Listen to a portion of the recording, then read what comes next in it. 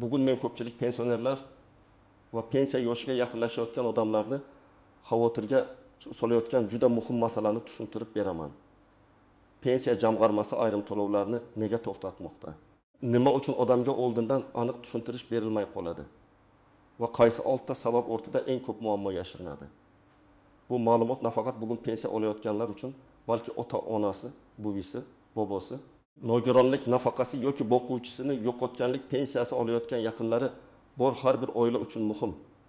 Men bu videoda vahima tarqatmayman, lekin haqiqatni oddiy tilda aytaman. Pensiya to'lovi to'xtab qolsa, odam ko'pincha pul kelmadi degan paytda biladi. Sabab esa hujjatda, ro'yxatda, yashash joyida, bank kartasida, tibbiy ko'rikda yoki qonundagi talabda bo'lishi mumkin. Shuning uchun hoziroq kanalga obuna bo'ling. Videoga like bosing va oxirigacha diqqat bilan eshiting. Chunki bitta hujjatni vaqtida topshirmaslik ham bir necha oy to'lov kechikishiga olib kelishi mumkin. Oldin ko'p jarayonlar, qog'oz hujjatlar, mahalla ma'lumotnomasi. Kadrlar bo'limidan olingan ish staji, arxivdan topilgan buyruqlar va pensiya jamg'armasiga shaxsan borib topshirilgan arizalar orqali yurardi. Odam pensiya tayinlatganda hujjatlarini olib borardi, mutaxassis ko'rib chiqardi. Kamchilik bo'lsa og'zaki aytardi. Keyin odam yana borib to'ldirardi. Bu jarayon sekin edi, lekin ko'pchilik uchun tushunarli edi. Qayerga borish, kimdan so'rash, qaysi xona oldida kutish kerakligi ma'lum edi. Hozir esa ko'p narsa elektron tizimlar orqali tekshiriladi. Fuqaroning yashash joyi, pasport ma'lumotlari, bank kartasi, ish staji, sug'urta badallari, nogironlik guruhi, o'lim holati, chet elga chiqish, doimiy yashash manzili kabi ma'lumotlar turli bazalardan solishtiriladi. Bu yaxshi tomoni bilan adolatni oshiradi, ortiqcha to'lovlarni kamaytiradi, hujjat soxtalashtirishning oldini oladi. Lekin boshqa tomoni ham bor. Tizimda bitta nomuvofiqlik chiqsa, to'lov vaqtincha to'xtash yoki tekshiruvga tushishi mumkin. Masalan, pensionerning pasporti yangilangan, lekin bankdagi ma'lumot eski pasport bo'yicha qolgan. Yoki odam boshqa tumanga ko'chgan, lekin ro'yxatdan o'tish ma'lumoti tizimda yangilanmagan. Yoki nogironlik muddati tugagan, tibbiy komissiyadan o'tish kechgan. Bunday holatda odam pensiya jamg'armasi pulini bermayapti deb o'ylaydi. Aslida esa tizim bu shaxs bo'yicha ma'lumotni aniqlashtirish kerak deb turadi. Eng muhim o'zgarish shuki, hozir pensiya olish faqat men pensiyadaman degan huquq bilan cheklanmaydi. Bu huquqni davom ettirish uchun ma'lumotlar doim to'g'ri, hujjatlar amalda, bank rekvizitlari faol, qonunda talab qilingan holatlar tasdiqlangan bo'lishi kerak. Shu sababli men bugun to'lovlar to'xtashiga olib kelgan 6 asosiy sababni batafsil tushuntiraman. Eng ko'p uchraydigan sabablarning biri bu shaxsiy ma'lumotlardagi farqlar.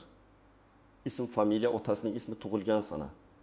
Pasport yoki ID karta raqami, yashash manzili turli joylarda har xil yozilgan bo'lishi mumkin. Oddiy ko'rgan bitta harf ham tizimda muammo chiqaradi. Masalan, ayol kishi turmushga chiqqandan keyin familiyasini o'zgartirgan. Pensiya hujjatlarida eski familiya, bank kartasida yangi familiya, arxiv ma'lumotnomasida esa familiya ruscha transliteratsiya bilan yozilgan. Odamga bu mayda farqdek tuyuladi. Lekin tizim uchun bu 3 xil ma'lumot bo'lishi mumkin. Natijada to'lov tekshiruvga tushadi. Yana bir misol, 68 yoshli pensioner ID karta olgan, eski pasport muddati tugagan. U bank kartasini yillar oldin eski pasport bilan ochgan. Pensiya jamg'armasi ma'lumoti edi ID karta yangilangan, bankda esa eski hujjat turibdi. Pul o'tkazilganda bank identifikatsiya qilishda muammo ko'radi yoki to'lov qaytadi. Pensioner esa oylik pensiyam tushmadi deb ertasi kuni bankka boradi. Bunday holatda kim xavotir olishi kerak? Hujjatini yaqinda almashtirganlar, familiya o'zgartirganlar, boshqa viloyat yoki tumanga ko'chganlar. Eski pasportdan ID kartaga o'tganlar, bank kartasini uzoq yildan beri yangilamaganlar albatta ma'lumotlarni tekshirtirish kerak. Kim kamroq xavotir olsa bo'ladi? Pasporti amalda, bank kartasi faol, yashash joyi o'zgarmagan.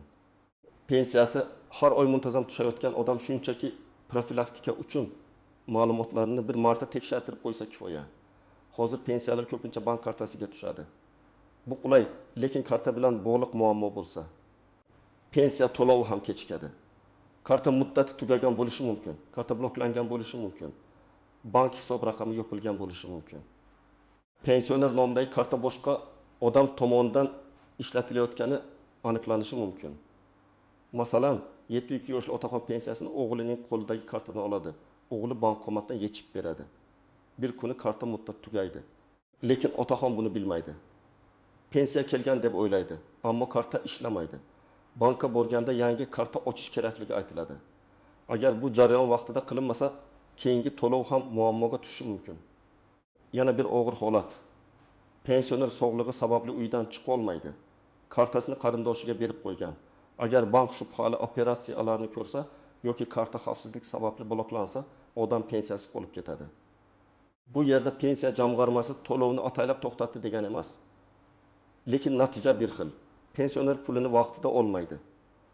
Bank bilan bog'liq muammoni oldini olish uchun karta muddatini tekshirish kerak. Karta ustida oy va yil ko'rsatiladi. Masalan, 0526 bo'lsa, 2026 yil may oyigacha amal qiladi. Agar muddat yaqinlashgan bo'lsa, bankka oldindan murojaat qilib yangi karta oling.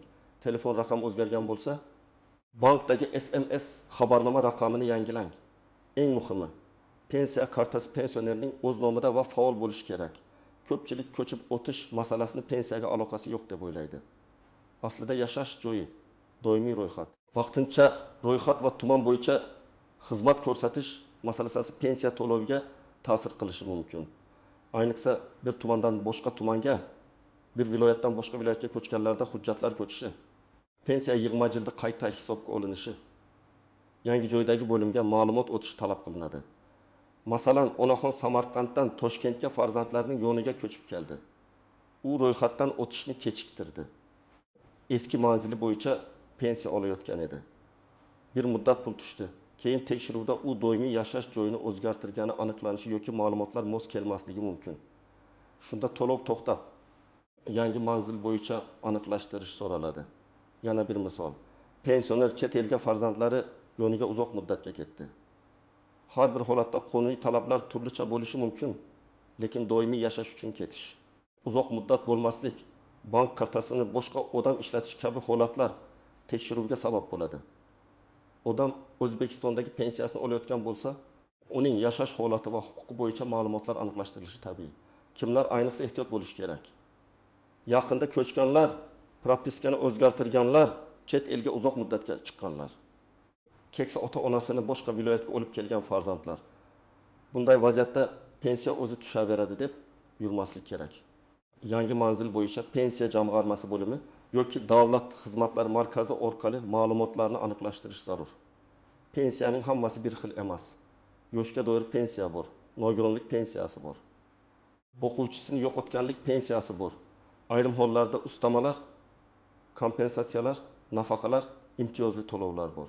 Ularning har biri alohida shartlarga bog'langan. Shart tugasa yoki tasdiqlovchi hujjat yangilanmasa, to'lov to'xtashi mumkin. Masalan, nogironlik guruhi ma'lum muddatga berilgan bo'lishi mumkin. Tibbiy ijtimoiy ekspertiza muddati iyunda tugaydi.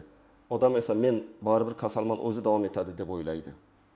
Lekin tizim uchun muddat tugagan bo'lsa, nogironlik asosidagi pensiya yoki nafaqa davom etishi uchun yangi xulosa kerak.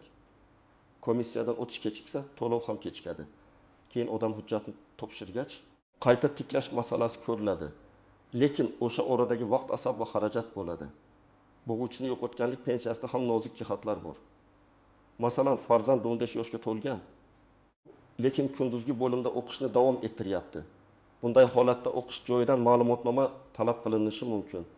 Agar ma'lumotnoma vaqtida berilmasa, tizim farzand 15 yoshga to'ldi. Demak, to'lov sharti tugadi deb qarashi mumkin. O'ylaysa, nega birdan to'xtadi deb hayron qoladi. Yana bir misol, talaba bir universitetdan boshqasiga ko'chdi, akademik ta'til oldi yoki sirtqi ta'limga o'tdi. Bu holatlar o'quvchisini yo'qotganlik to'loviga ta'sir qilishi mumkin. Shuning uchun talabaning o'qish shahli, kursi, buyruq sanasi, ma'lumotnoma muddati doim nazoratda bo'lishi kerak. Pensiya miqdori ish tajriba daromadga bog'liq. Avval ko'p ish joylari qog'oz mehnat daftarchasi, buyruq, maosh vedomosti, arxiv ma'lumotnomasi bilan tasdiqlangan.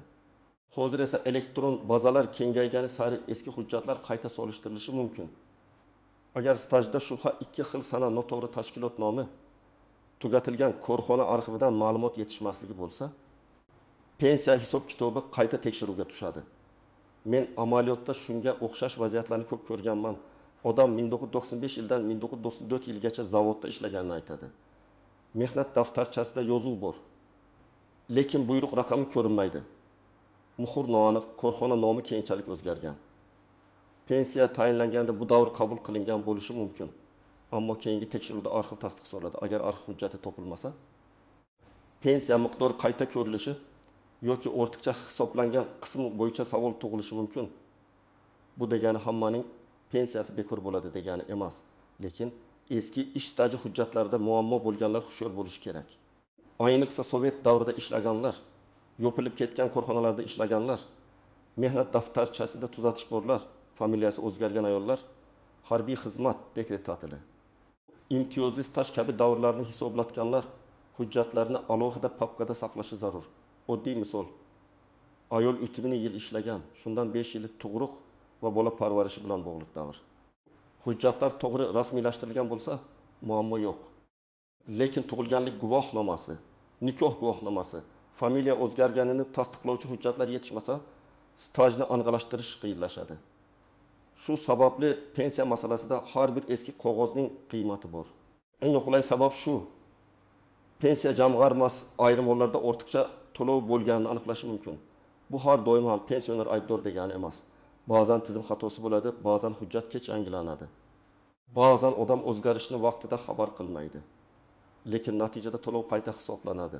Ortiqcha to'langan summa aniqlanadi yoki keyingi to'lovdan ushlab qolish masalasi paydo bo'ladi.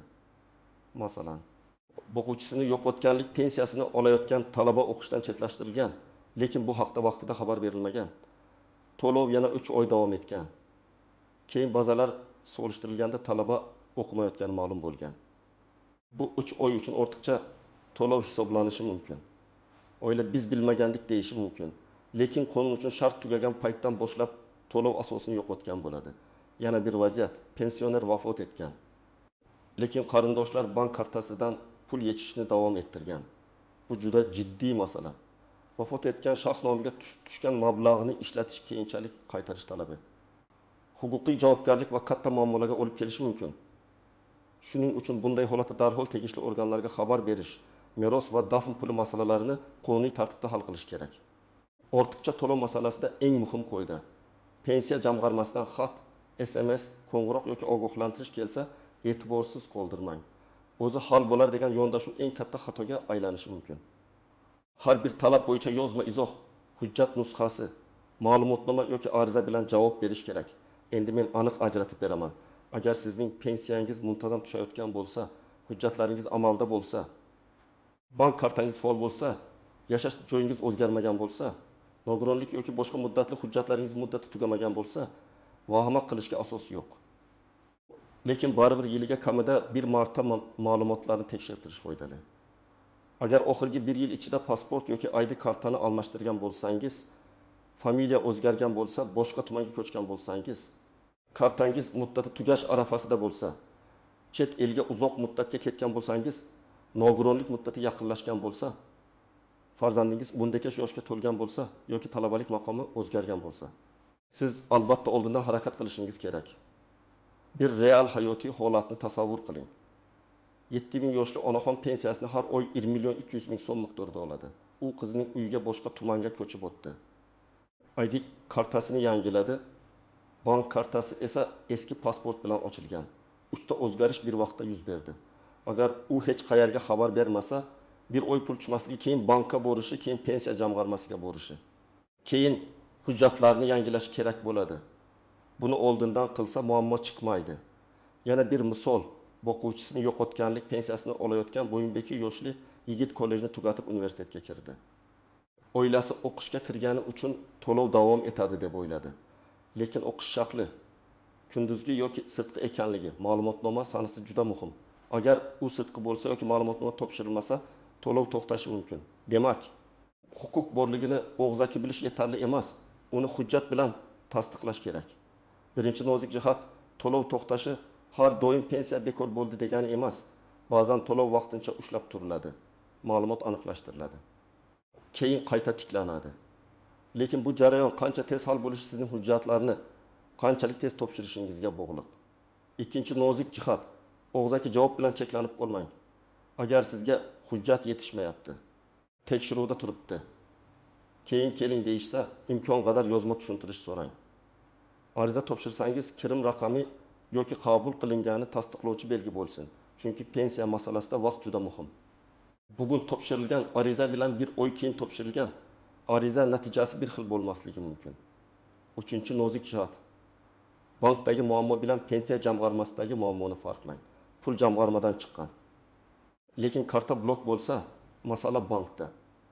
Pul umuman shakllanmagan yoki to'lov ro'yxatida yo'q bo'lsa, masala pensiya jamg'armasida bo'lishi mumkin.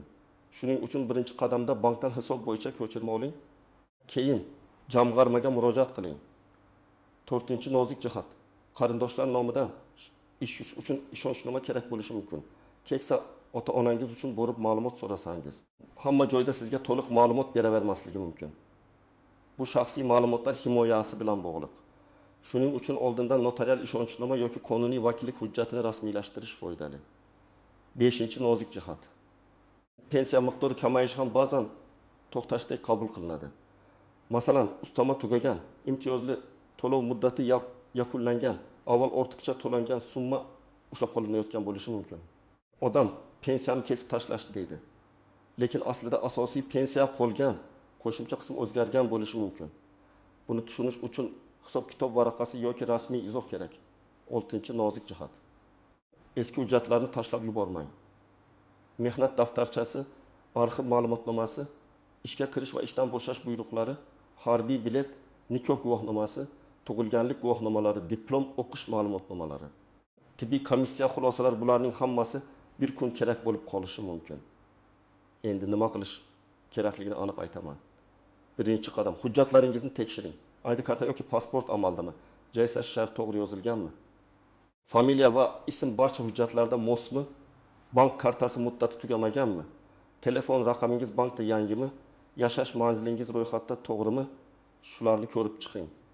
Ikkinchi qadam, agar pensiya tushmay qolgan bo'lsa, avval bankdan boshlang. Bank ilovasidan yoki filialdan hisob ko'chirmasini oling. Pul kelganmi? Qaytganmi? Karta bloklanganmi? Hisob faolmi? Aniqlang. Bank bizga pul kelmagan desa. Keyin pensiya jamg'armasi bo'limiga murojaat qiling. 3-qadam, pensiya jamg'armasiga borganda umumiy gap emas, aniq savol bilan boring. Mening falon oydagi pensiya to'lovim nega tushmadi? To'lov shakllanganmi? Qaysi sabab bilan to'xtatilgan? Qaysi hujjat talab qilinadi? Javobni yozma tartibda berishingizni so'rayman deb ariza yozing.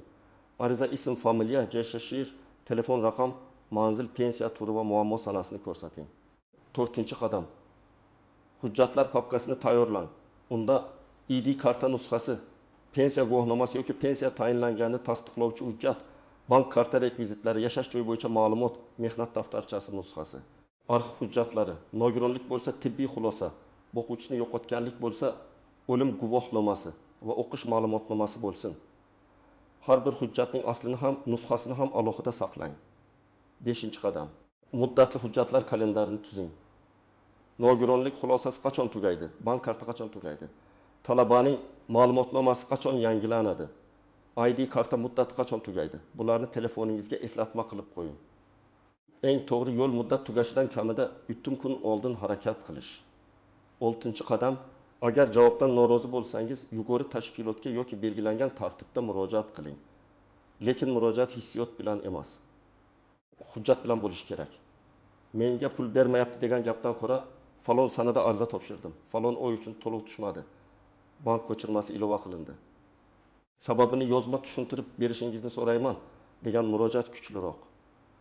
7-qadam, o'zingiz tushunmagan hujjatga imzo qo'ymang. Ayniqsa ortiqcha to'lov, qarzdorlik, qayta hisob-kitob, ushlab qolish haqidagi hujjatlarda summani, davrni va sababni o'qing. Agar tushunmasangiz, nusxa so'rang. Farzandingiz yoki huquqiy maslahat beradigan mutaxassis bilan ko'rib chiqing. 8-qadam, vafot ko'chish, o'qishdan chetlatilish, nogironlik guruhi o'zgarishi, ishga kirish yoki boshqa muhim holatlarni yashirmang. Bugun yashirilgan ma'lumot ertaga bazalar orqali chiqadi. O'shanda muammo ko'proq bo'ladi. Nafaqat to'lov to'xtaydi, balki ortiqcha to'langan mablag'ni qaytarish talabi ham kelishi mumkin. Demak, pensiya jamg'armasi to'lovlari to'xtab qolishining eng ko'p uchraydigan 6 sababi shaxsiy ma'lumotlardagi nomuvofiqlik bank kartasi muammosi. Yashash joyi o'zgarishi, muddatli pensiya yoki nafaqa shartlari tugashi, ish staji va arxiv hujjatlaridagi aniqlashtirishlar, ortiqcha to'lov yoki qonuniy tekshiruv bilan bog'liq. Bu sabablarning har biri oddiy odam uchun kutilmagan bo'lishi mumkin, lekin oldindan tekshirsa ko'p muammoning oldi olinadi. Mening asosiy maslahatim shuki, pensiya masalasida kutib o'tirmang, hujjatlarni tartibga soling. Bank kartasini tekshiring, muddatlarni nazorat qiling, har bir murojaatni yozma qiling va kerak bo'lsa izoh talab qiling. Pensiya bu odamning yillar davomida qilgan mehnati, oilaning kundalik xarajat, dori-darmon puli, kommunal to'lovlar va ro'zg'or uchun zarur mablag'. Shuning uchun bu masalaga beparvo qarash mumkin emas. Sizda yoki yaqinlaringizda pensiya to'lov kechikkan, kamaygan yoki to'xtab qolgan holat bo'lganmi? Izohlarda yozing. Qaysi sabab bo'lganini ayting. Bu boshqa odamlarga ham foyda beradi. Videoga like bosing, kanalga obuna bo'ling va bu ma'lumotni ota-onangiz, qarindoshlaringiz yoki pensiya masalasida qiynalayotgan tanishlaringizga yuboring. Keyingi videolarda men pensiyani qayta hisoblatish, stajni isbotlash va o'rtacha ushlab qolishlariga qanday e'tiroz bildirish haqida ham alohida tushuntiraman.